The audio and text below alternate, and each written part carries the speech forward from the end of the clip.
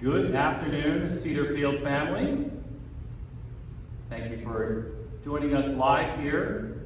Those of you that are listening to this video tonight, thank you for listening to the content. We have about 30 minutes worth of content here in an administrative format, followed by some nutritional updates from Karen. And then we'll turn it over to Margaret, who has some words of spiritual health. It is April 28th at 3 o'clock. I just love that song. I don't know about you. It's an incredible song written by Josh. It's published probably somewhere in the early 2000s. It was actually created to make the listener feel and grasp and believe the inner core of oneself as you look up the song's intent, the inner strength, the happiness. There's a strong theme and a message of power and strength and digging deep into the core. Some believe, but it's not true, why Josh actually took the song on. Some believe that it's a very religious song.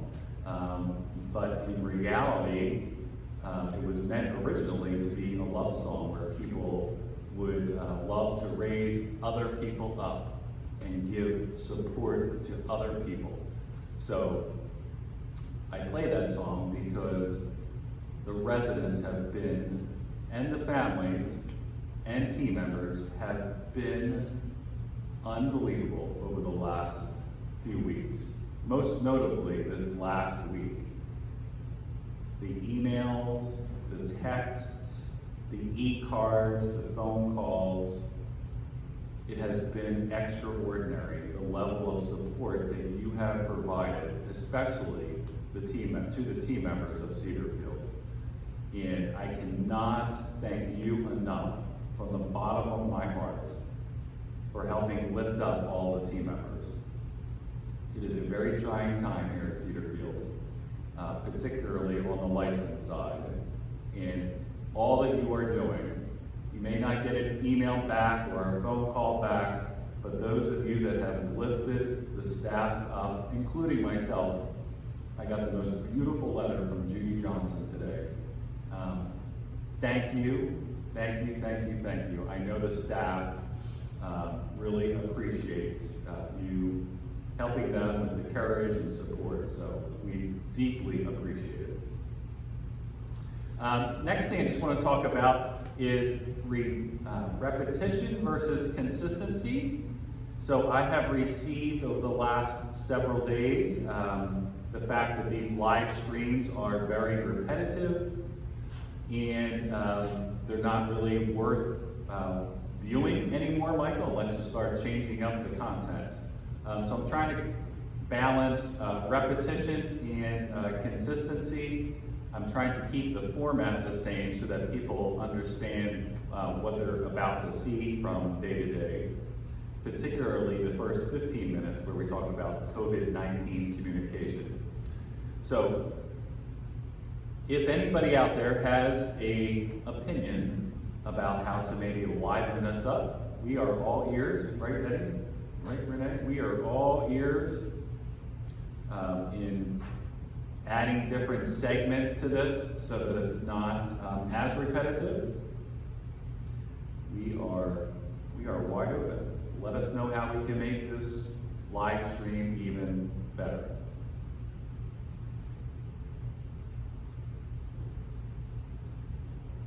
I know many folks around the county actually tune into this live stream, and I just want to tell everybody one more time, probably not one more time, I'll probably say this 100 times here for the next month or so, that in Henrico, Richmond Department of Health has been simply amazing.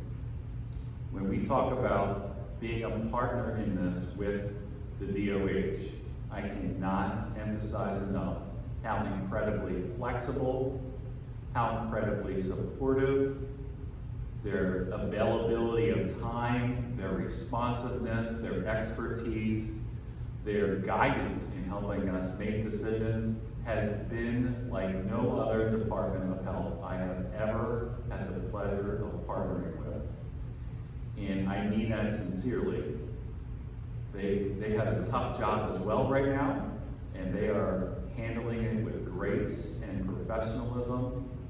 And just hats off. If you see their email addresses on the website, I would implore you to send them also a little accolade. Lift them up, because they are on the front lines too, and they are doing an extraordinary job. So, okay, we're going to get into our COVID-19 communication segment.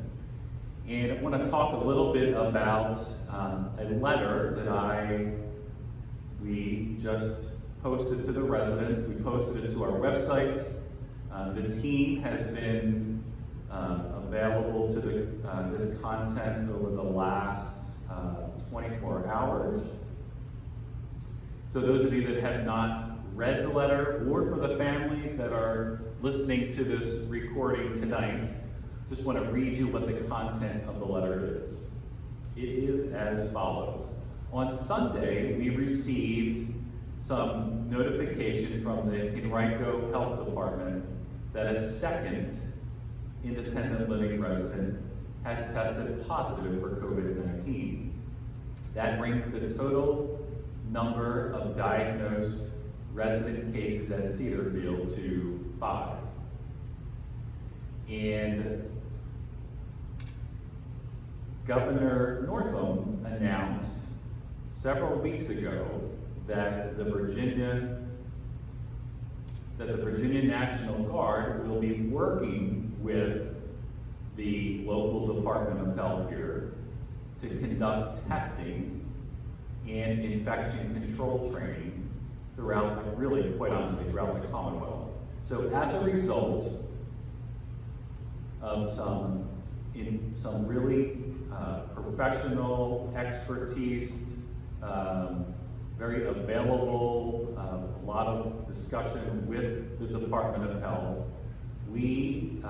There is a team of the National Guard personnel that's working directly with our Henrico Health District. And we're working with the VEH to bring those personnel to Cedarfield to assist us and ensure our infection control standards are the best they can be. We toured 3 representatives of the National Guard here yesterday, and over the last 24 hours, we have been putting together a very strategic plan that revolves around testing and revolves around infection control. So the plan for Cedarfield, the Cedarfield team, is to work with the Virginia Department of Health and the Virginia National Guard to implement 3 items as your memos of the residents described. First, the Virginia Department of Health will utilize members of the National Guard to conduct COVID-19 testing for not all of the campus. We're not in that phase. We're going to test all the residents in the south and central neighborhood. So those of you that are familiar with the nursing home, our health center, if you were to travel right past the kitchen and then make your way down to the great room, from that point forward, that nursing station right there, all the way down to the great room, off to the left and off to the right, that's considered south and central. So it's a total of 28 residents that are in those 2 neighborhoods.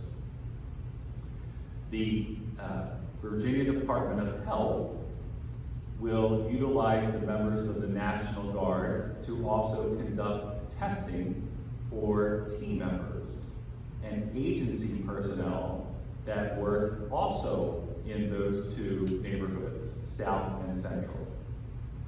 So we had to compile a list of team members, 7 days a week, 3 different shifts that work in those 2 neighborhoods, along with some of our partners like hospice and or other agency folks to supplement the care that we deliver. So there are approximately 100 staff that we will be testing through the Virginia National Guard. So that's the second step, second objective. The third objective is for the Department of Health to utilize, again, the Virginia National Guard to review our infection control practices and standards, and then make recommendations to ensure that our living environment for all of our residents is safe and the team members are safe in working in this environment. So those are our 3 objectives. If you talk to the Virginia National Guard, they'll tell you those are our 3 missions. That's our charge here. To be certain that we take full advantage of this gift that's been bestowed to us from the National Guard and the Department of Health, we wanted to make available a dedicated employee here at Cedarfield who would serve as their point person. So I am happy to announce that Connie McGowan will be promoted here to our Infection Control Director. In this role, Connie will support the Health Services team to monitor and, if necessary, modify the infection control standards that we have in place.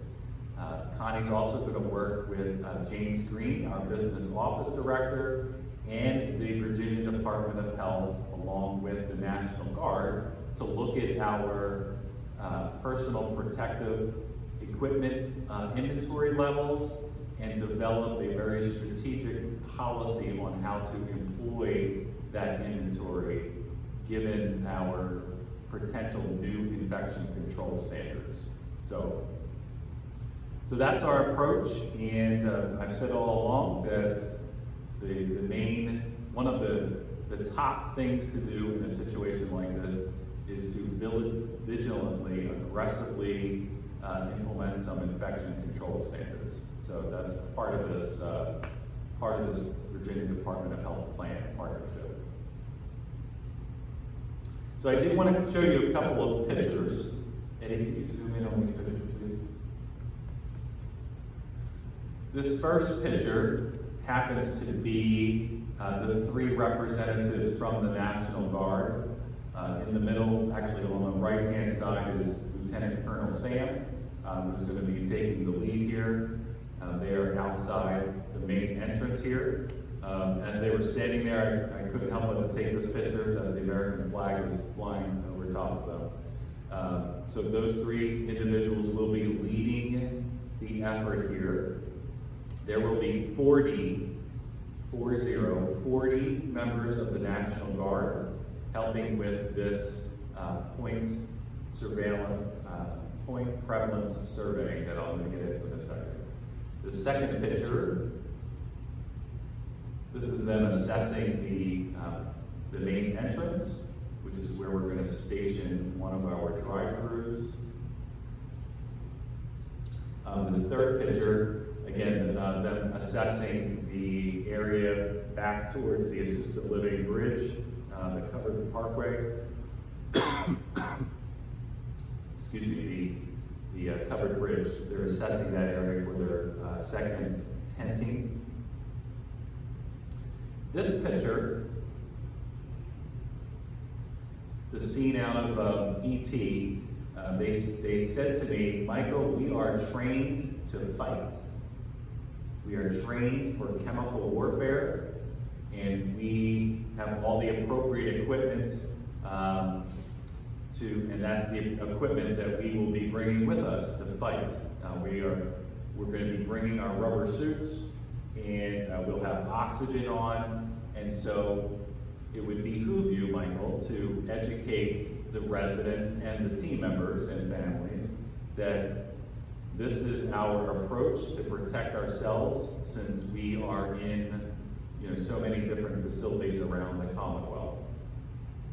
So I wanted everyone to get used to this picture, because if you're in and around the main entrance, happen to be in and around the main entrance, we'll get into that in a second, you will see large white tents, some very large white trucks with trailers, and you're going to see all pretty much 40 different people dressed like this.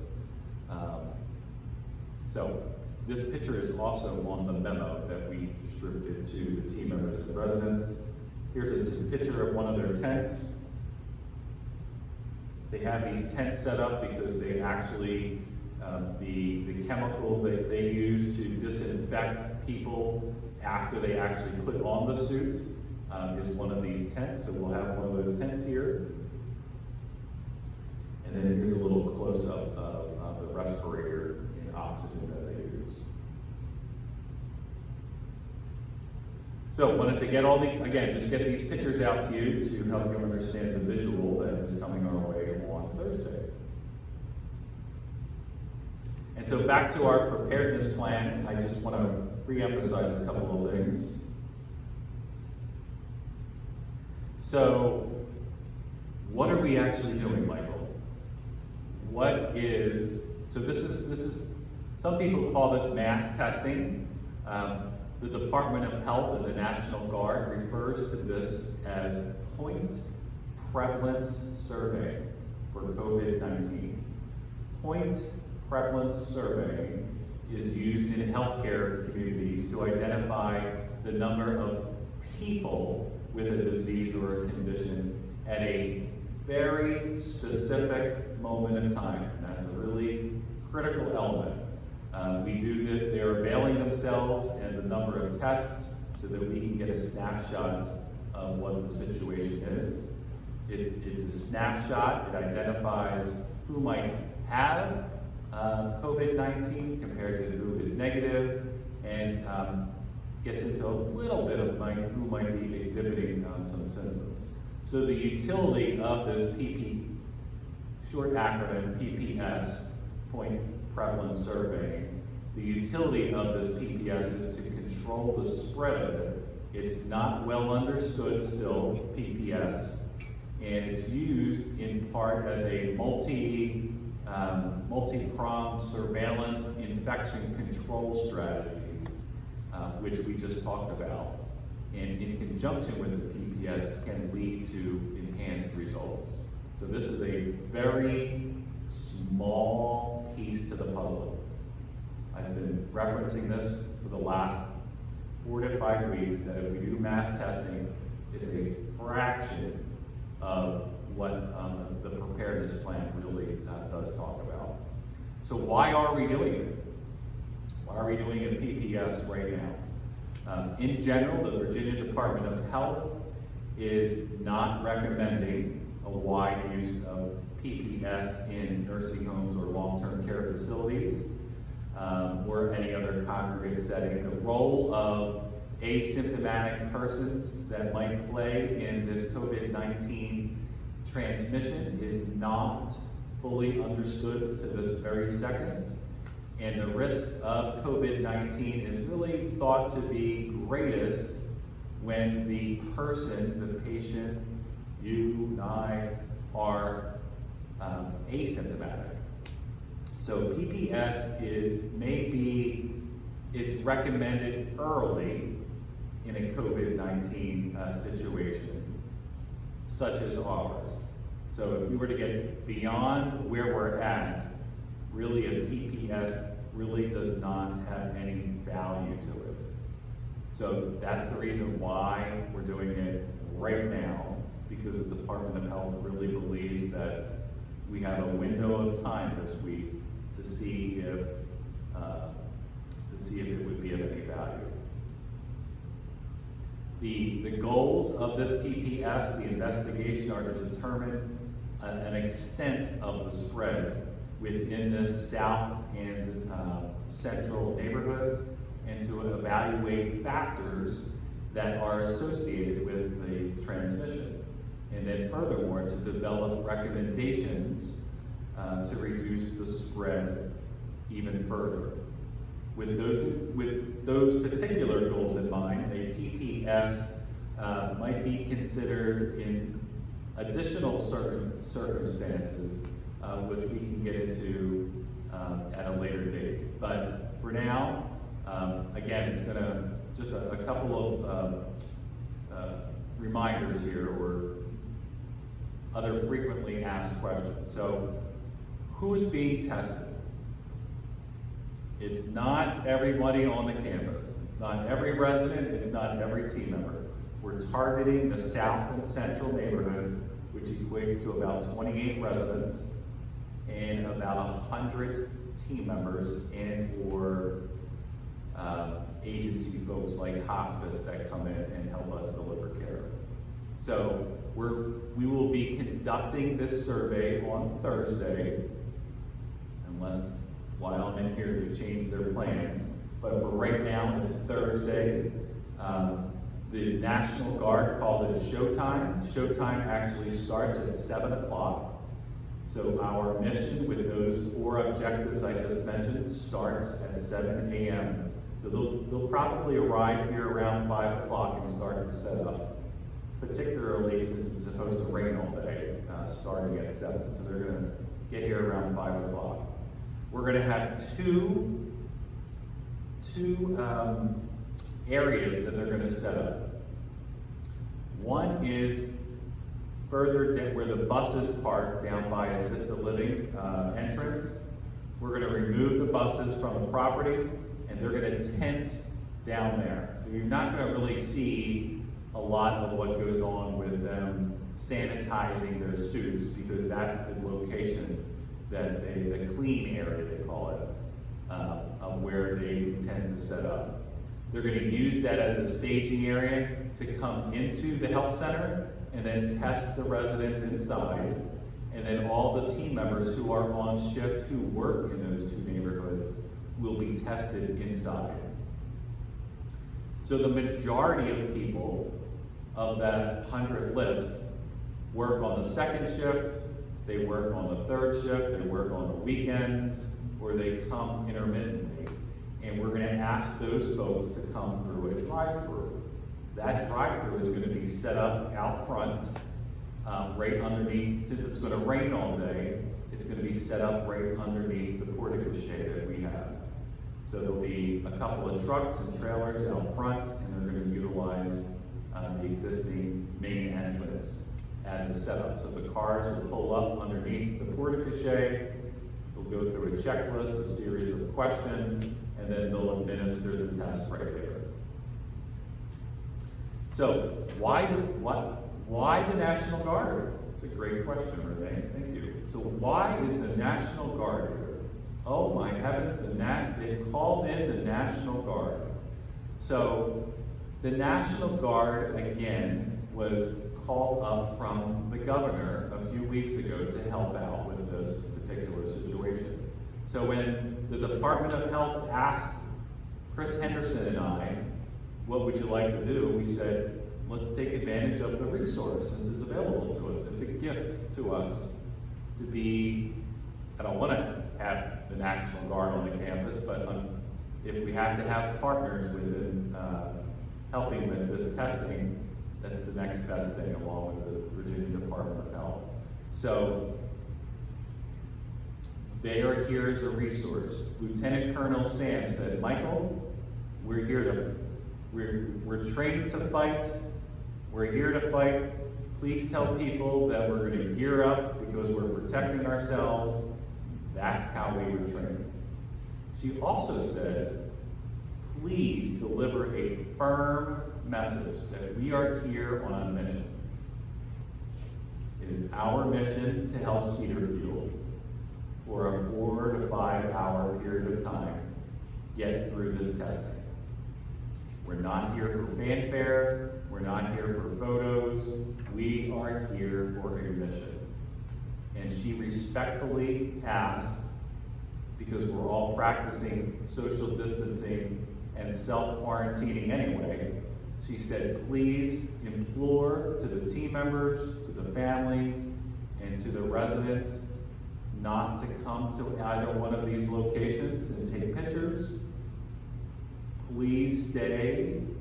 I will be the historian. I will take pictures so that you all can see what went on. But to gather in and around this main entrance or down by the assisted living bridge is not something that they would be happy about. So, in terms of pictures or videos, again, we've been talking about privacy and confidentiality. And so, the policy is meant to protect the privacy and confidentiality of every individual, maintaining security as well. So we will have extra security guards here as well to make sure that both of these locations stay free and clear of any other person besides the National Guard and the people who need to be tested. Please stay away from these locations. I cannot stress that enough. With your safety and the safety of every team member or resident in mind, we ask that you not videotape or take pictures with any recording, camera, cell phone, tablet, what else am I missing? Any device, please do not videotape this particular event.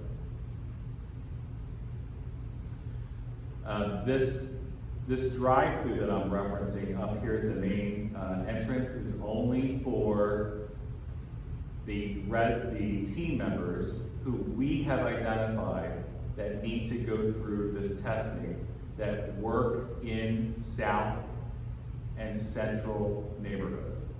This is not a drive-through for the residents.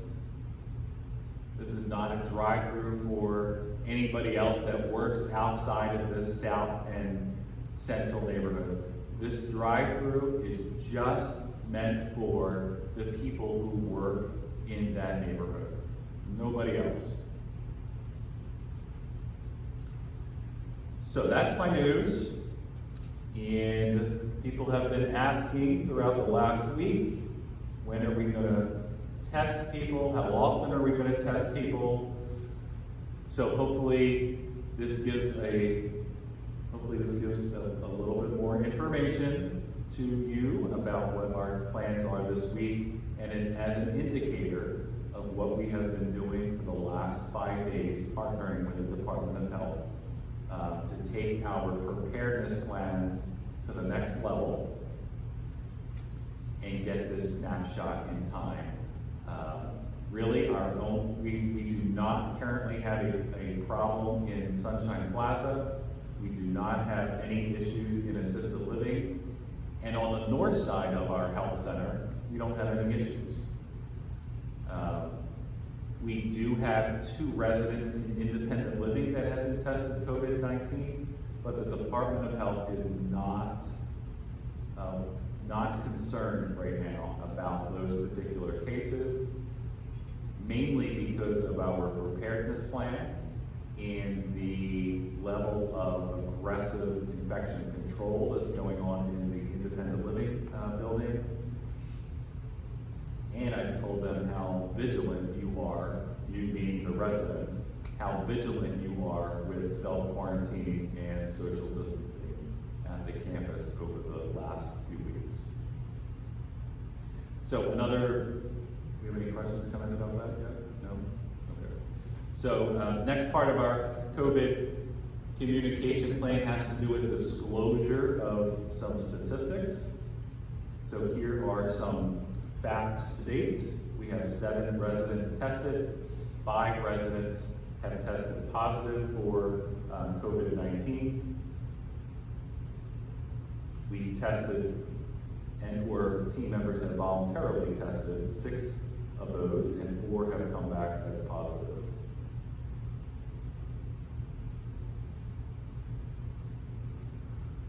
Okay, I've been talking for 35 minutes, so I am going to turn the microphone over to Karen, who has she has about 5 to 10 minutes worth of information, great information about nutrition. And so I'll come back after that, and we have a couple of other administrative updates.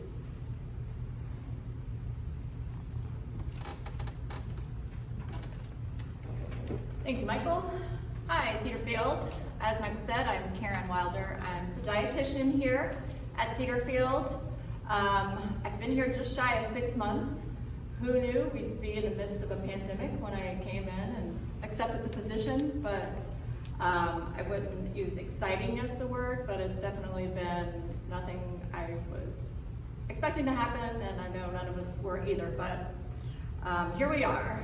So I just wanted to talk a little bit about my position and the Pathways to Wellness program.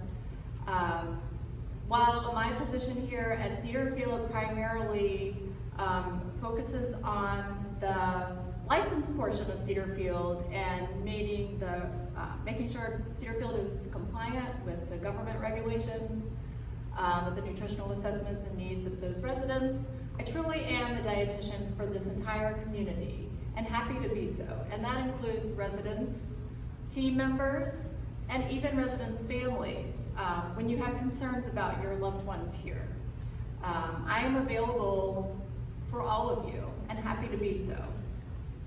So nutrition, as hopefully you know, is part of our Pathways to Wellness program.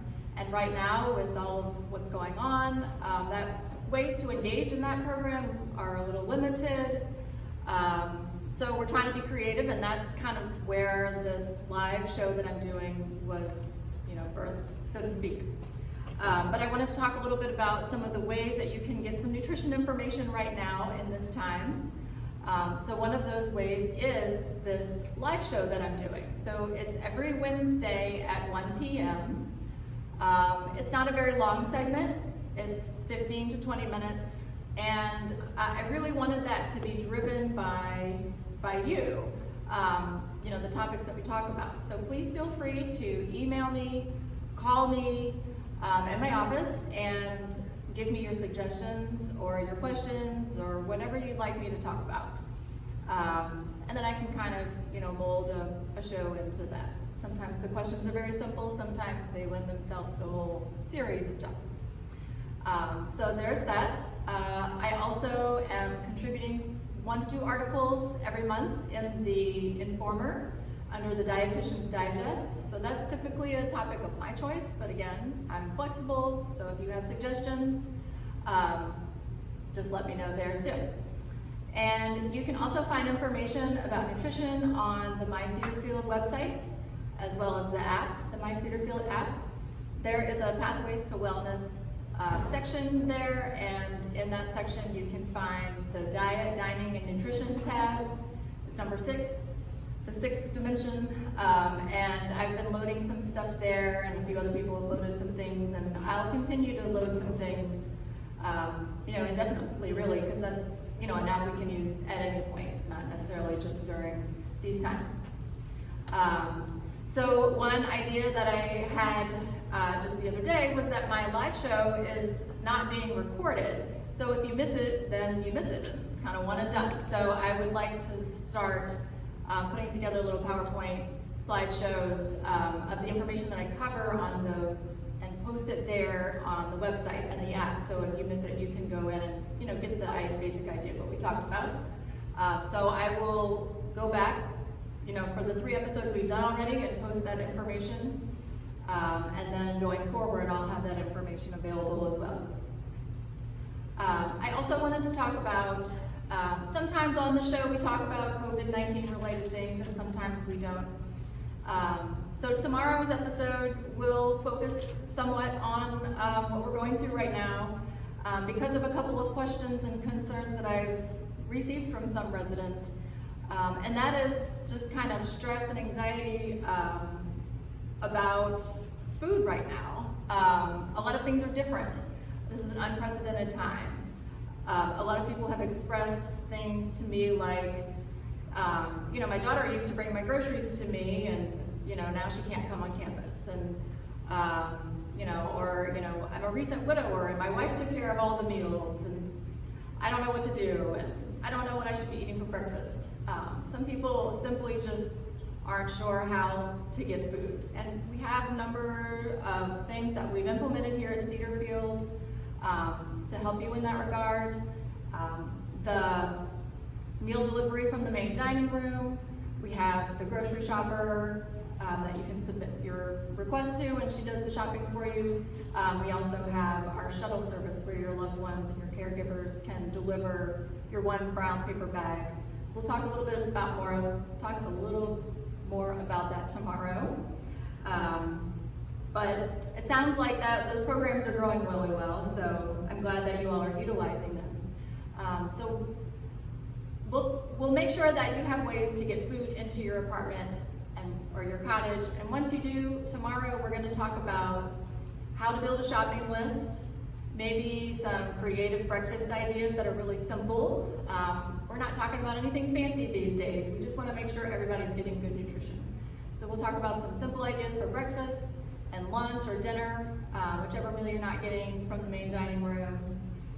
We'll also just talk about how to simply build a healthy, well-balanced meal, since that's part of supporting your immune system, staying healthy. And then we will also talk about maybe a weekly meal plan, and some of the different, healthy snacks, ways to avoid boredom eating, also ways to make sure you're not losing weight because of stress, not knowing what to eat. So again, those are some of the topics we'll talk about tomorrow. It'll be a lot of information, so I hope you tune in on Wednesday, tomorrow at 1 o'clock, 1 p.m. And I look forward to seeing you all there. And again, you're always welcome to contact me personally with your questions, your ideas, suggestions, or if you just need a one-on-one chat about something going on in your life related to nutrition. I'm happy to help out in any way that I can. That's great. Thank you, Michael. Thank you. Stay tuned for tomorrow. Good.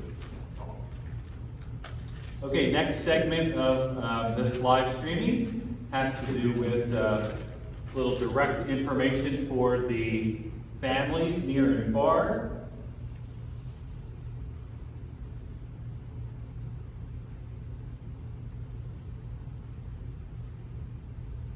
I did place a call to the powers of attorney for responsible parties last night, alerting them to that we were going to make a layered or a big announcement and a layered approach to our preparedness plan. And so I advised powers of attorney, responsible parties to tune into this streaming that we hope to post maybe by 4:15 on our touchdown account or www.mycedarfield.com. If you did not receive that message last night, and if you're viewing this evening, please call the administration office at 804-474-8850, and Renee and I will put your more accurate telephone number in our database to assure that you get those telephone calls.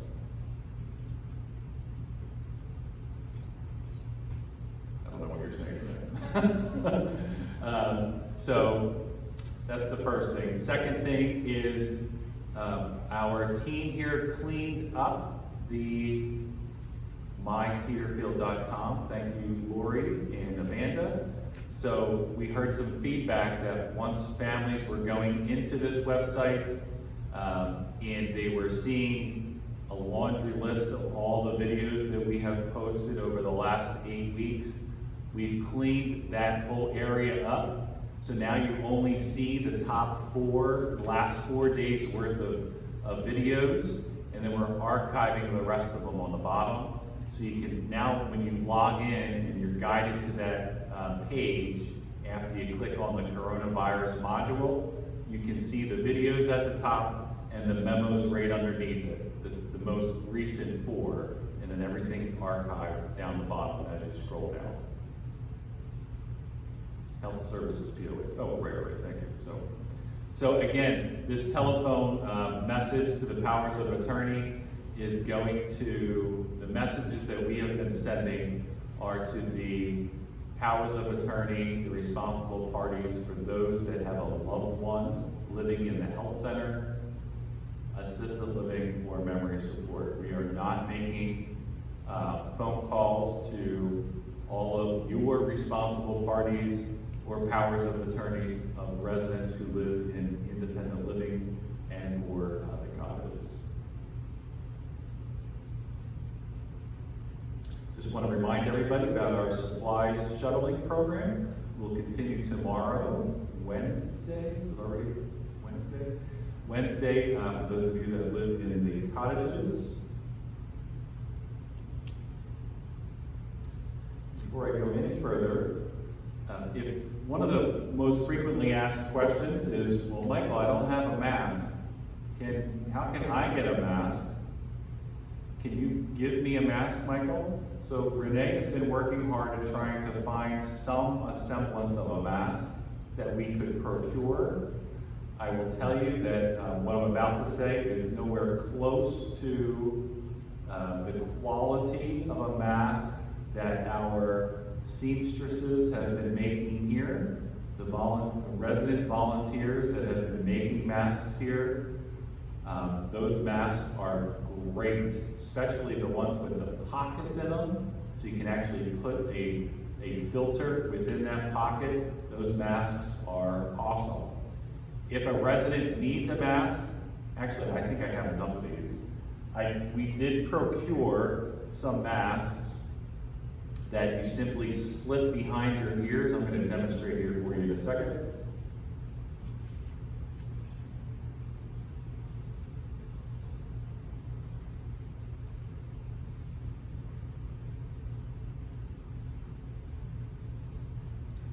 So we did procure this mask to give residents at least something. I'm going to doff this mask.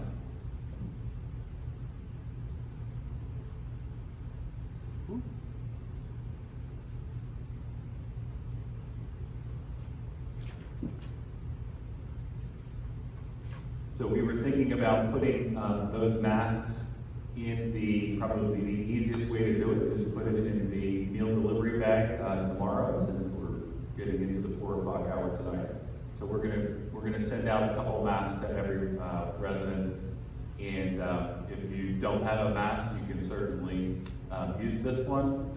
It's very thin cotton, so we're gonna be actually sending 2 of these out to every resident. If you happen to wear it, my suggestion is before you go to bed, clean it with some warm water and some soap, wring it out, and then hang it up to dry so that you do not put it in the dryer. It will shrink, and at least you have something to wear when you're in the hallway. I did get confirmation, a little construction update, that we will commence the repaving of the court, the blacktop, on Monday. We're going to start that project and should take no longer than 3 days. We've worked with Henrico Fire Station 22 with our plan, so they are comfortable with our plan. In the event that we need to have any emergent situations, they are able to get into the court. Renee, has anybody got any questions?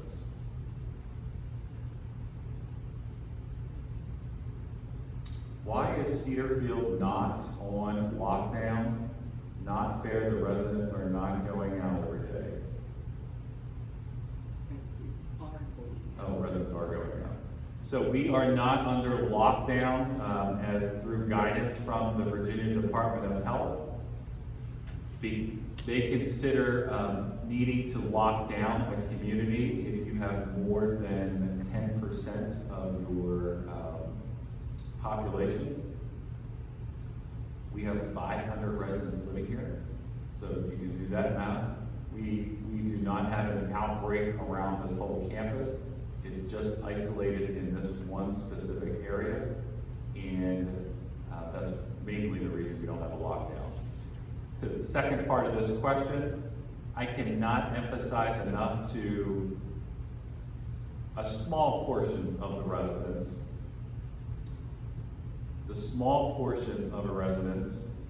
particularly maybe a couple of those living on the lane, that continually go off property 4, 5, 6, 7 times a day, while you have the right to do that.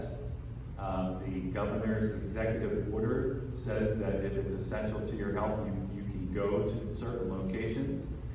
I can tell you the anxiety level of people who you live in and around is high because of your frequency of leaving this campus.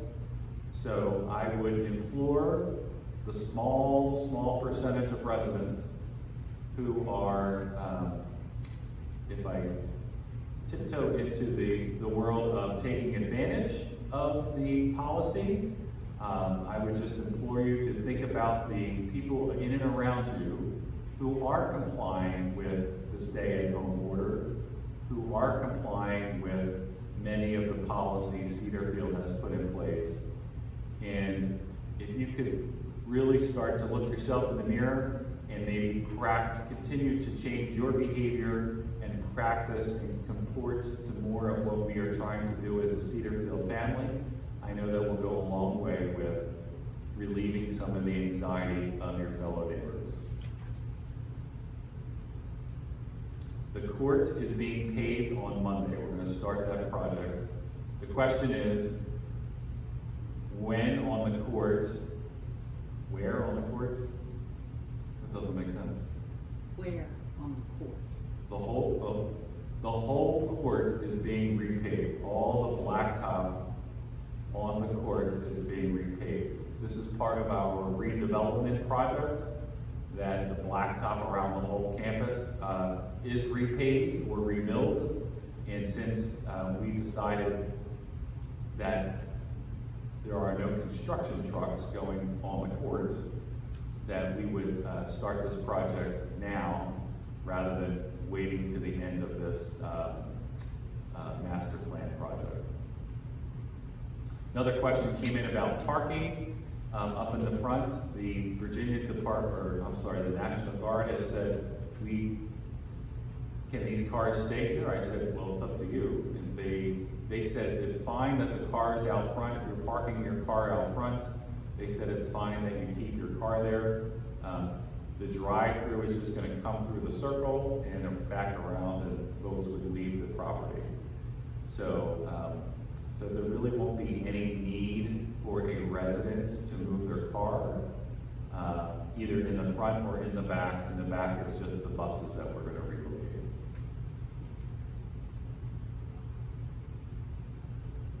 Are Henrico County and Department of Health testing and other facilities in Henrico County? And the answer is yes. I don't know how many, I'm not privy to that information. I know there's a similar one of scale that we have going on for Thursday, happening right now and tomorrow. So I know that they are testing other communities, or helping them test at other communities. Any other questions, Ryan? I don't think I have any other administrative updates. I'm going to call up Margaret here, who has some words of spiritual health, and is going to facilitate our good news segment. So, Margaret?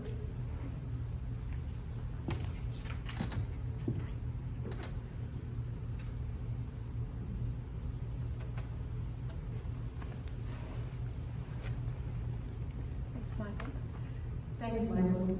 Good afternoon, everyone here at Cedarfield. The prayer that I'm going to use today to close out this talk has been submitted to us by Cedarfield resident Ellen Hoffheimer. It was written by Rabbi Naomi Levy and shared County's recent prayer service by Rabbi Ahuva. The prayer is entitled, A Prayer of Hope During This Pandemic. Please pray with me now. We are frightened, God, worried for our loved ones, worried for our world, helpless and confused. We turn to you, seeking comfort, faith, and hope. Teach us, God, to turn our panic into patience and our fear into acts of kindness and support. Our strong must watch out for our weak. Our young must take care of our old. Help each one of us to do our part to halt the spread of this virus. Send strength and courage to the doctors and nurses in the front lines of this battle. Fortify them with the full force of their healing powers. Send wisdom and insight to the scientists who are working day and night across the world to discover healing treatments. Bless their efforts, God. Fill our leaders with the wisdom and the courage to choose wisely and act quickly. Help us, God, to see that we are one world, one people, who will rise above this pandemic together. Send us health, God. Watch over us. Grace us with your love. Bless us with your healing light. Hear us, God. Heal us, God. Amen.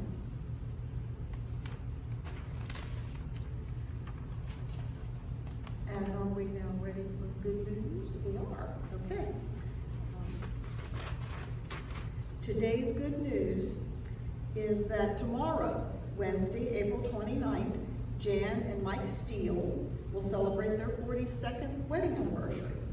The Cedarfield community wishes them a very happy anniversary and many more years together.